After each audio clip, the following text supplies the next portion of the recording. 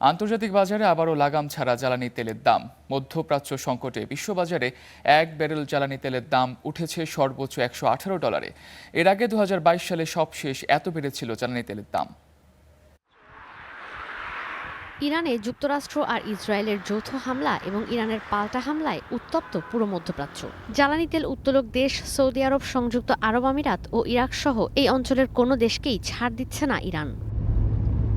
বিশ্বের 20% বেশি জ্বালানি পরিবহন হওয়া রুট হরমুজ প্রণালী প্রায় বন্ধ, যার পুরো প্রভাব পড়ছে জ্বালানি তেলের আন্তর্জাতিক বাজারে। বিশ্ববাজারে রাতারাতি এক ব্যারেল জ্বালানি তেলের দাম উঠেছে $118। আন্তর্জাতিক বেঞ্চমার্ক অনুযায়ী এক ব্যারেল অপরিশোধিত জ্বালানি তেল বিক্রি হচ্ছে $108। এর আগে সবশেষ ইউক্রেনে রাশিয়ার সেনা অভিযানে $120 উঠেছিল এই দাম।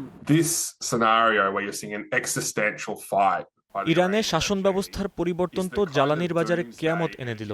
এর আগে ইরান বিপ্লব, আরব বিশ্বের জ্বালানি তেলে নিষেধাজ্ঞায় বাজারে শকওয়েভ বইছে। এর আগে ইউক্রেন যুদ্ধের সময় এত বেড়ে গিয়েছিল দাম, কিন্তু 1970 সালের পর এই প্রথমবার এত অস্থির হলো জ্বালানির বাজার।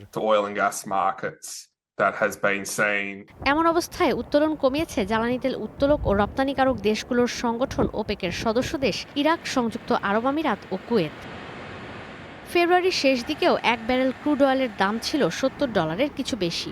ইরানে ইসরায়েল আর যুক্তরাষ্ট্রের যৌথ অভিযানের পর এখন পর্যন্ত 50% বেশি বেড়েছে জ্বালানি তেলের দাম। শুধু ব্রেন্ট ক্রুড অয়েল নয়, বেড়েছে যুক্তরাষ্ট্রের বেঞ্চমার্ক ওয়েস্ট টেক্সাস ইন্টারমিডিয়েটের দামও।